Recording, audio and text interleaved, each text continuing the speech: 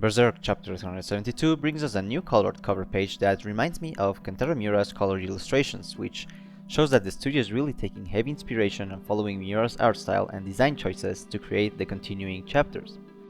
The phrase, "the absolute being who dies all," in the cover page is most likely referring to Griffith and the effect of his actions on others, and with the chapter focusing on Casca as hinted at by her presence in the cover page, this phrase is directly related to her, as we will be discussing in this video. The chapter starts with Casca looking back at her memories when being taken away from Elfhelm and Guts, and I must say that Casca's perspective to parting ways with Guts was really needed, since the previous chapters did not make clear if Casca would recall what happened or if she was even conscious. But as seen here, she did remember and witnessed all the destruction brought to Elfhelm. Previously, we only saw Guts' perspective, yet this new chapter really reinforces the strong connection between Guts and Casca by showing her side of the events. Again, these two individuals have been separated once more.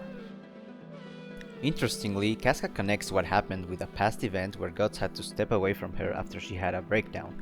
And although it doesn't seem as much, this indicates that Casca, even when she is not totally aware or right in the mind, she still experiences those events as herself, the Casca we all know.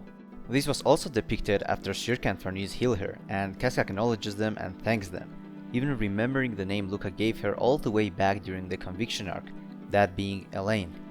She remembers and shares the memories of her malfunctioning body as if she were trapped in that body, witnessing everything but not being able to speak her thoughts.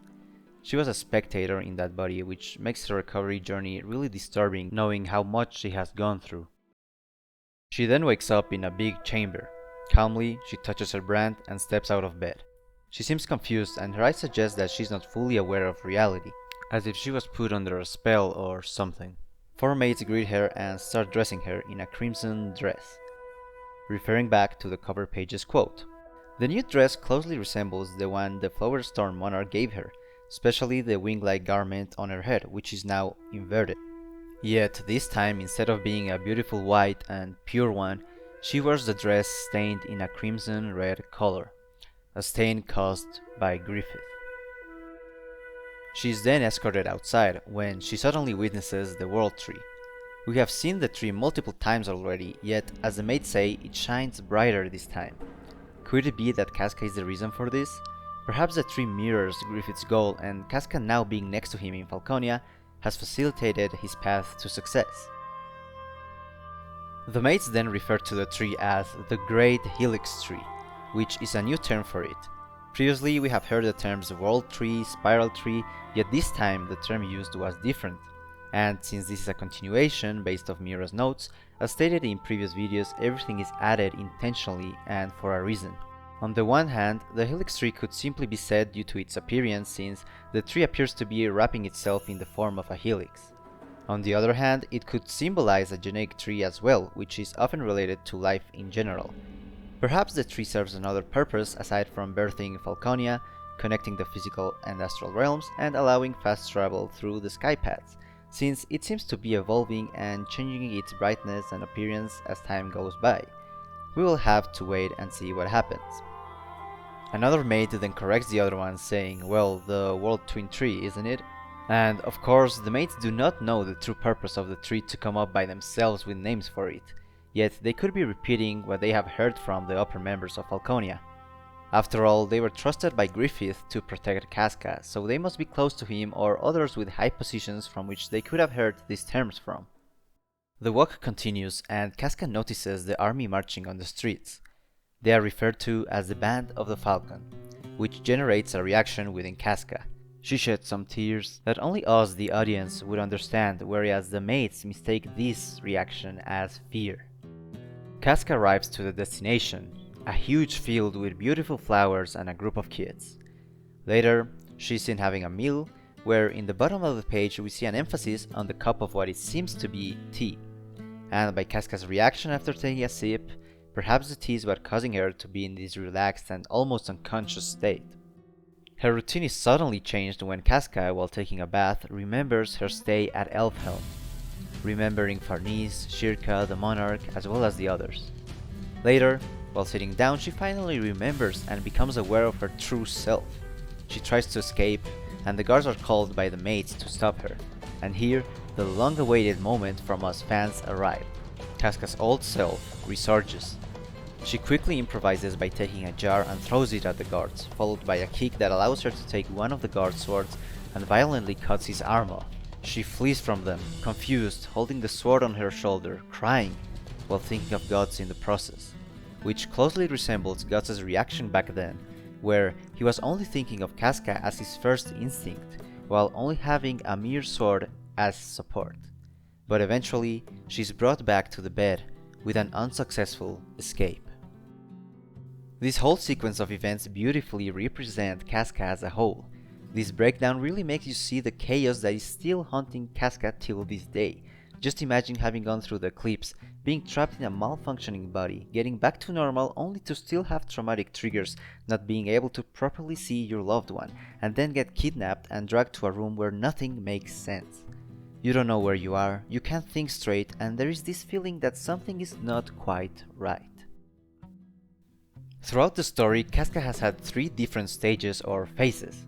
The first one being the childlike or innocent one, the second one being the crazy one having meltdowns, and the third one is just Casca, the normal Casca we all know. And in the sequence from this chapter, all 3 phases or versions of Casca are present, showing the tragic state Casca has to deal with due to Griffith's actions. Casca, even when having been relatively cured and brought back to her old self, still hasn't fully recovered and has a complex and chaotic mental state that still affects her. And within all this mayhem, we can see the instinctive action of calling for Guts, as if it were a natural reaction on difficult times. This was also seen after being healed, where her first request was, "Can I see Guts?" And the same goes for him. Both of them prioritize their lover's life during tough times. This sequence generates a feeling of happiness and joy from seeing how much they care and love each other, but also sadness due to the tragic fate that separates them from having the peaceful life they both wish for to have one day. We then see Griffith getting news from Irvine, Grunbeld and Locus, stating that the bird now dozes peacefully in her cage, her flight over. This phrase perfectly describes the situation Casca is facing right now. She's just like a bird trapped in a cage.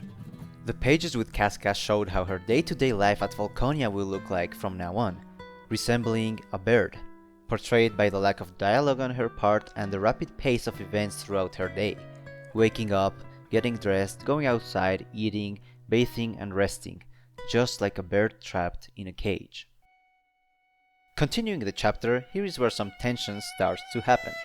Zodd is seen overhearing the conversation with a mean look on his face, which could hint at him doubting Griffith. As far as I have been able to analyze the situation, there are 2 possibilities. The first one being Zodd not agreeing with Griffith's actions on a moral level, yet this possibility doesn't seem that likely since we have seen Zodd follow Griffith even after knowing the betrayal of his comrades and Guts' treatment. And all this time he hasn't been seen doubting Griffith, so what changed? Well, he has witnessed Griffith transform into the Moonlight Boy, seeking for Casca. It is important to remember that the apostles have different reasons for following Griffith, whether it is because he is the 5th God Hand member, him connecting both realms or giving them a chance in life. Zodd follows Griffith due to his power. This was seen after Zodd witnessed the Hawk's power, and he decided to follow him, but now Zodd has witnessed Griffith's only weakness. The man he looks up to as his leader does not seem as omnipotent as he once thought. So, in the extreme scenario, Zodd could side with Guts. We have seen him acknowledge Guts' power and strong will in multiple occasions and has even fought side to side when taking down Ganishka. But the most possible scenario could be that Zodd wants to get rid of Casca. After all, she's Griffith's only weakness. But Griffith wouldn't allow that. There is a reason he's keeping her safe in Falconia and under surveillance. Either way, it is quite interesting to see some internal conflict within Griffith's crew. The chapter finishes off with Griffith indicating their next voyage or campaign, the East. We see Griffith's uncanny face staring at the Helix Tree, with the phrase, "Everything naturally flows according to his will," printed on the side. As for the East, it was previously mentioned in the battle against the king of the Jotnar, so maybe they are going back to finish the rest of the troops, or it is a totally different place they are going to. We will just have to wait and see. Overall, this chapter was amazing.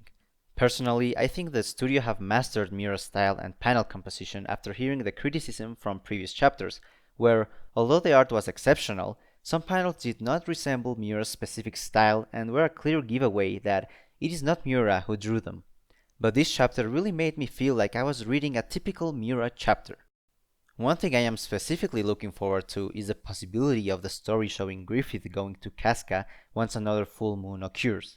Perhaps he will visit a little earlier before transforming into the Moonlight Boy, and we can witness a proper conversation between them. And of course, maybe Sonia notices this and follows Griffith, witnessing his transformation to the Moonlight Boy, or just opening the possibility of her being interested in talking and knowing more about Casca. We will have to wait and see, and surprisingly, the next chapter comes out the next month, so we don't have to wait as long as this chapter took to come out, which was 4 months. Maybe we will even get the new arc's title as well. Until then, take care.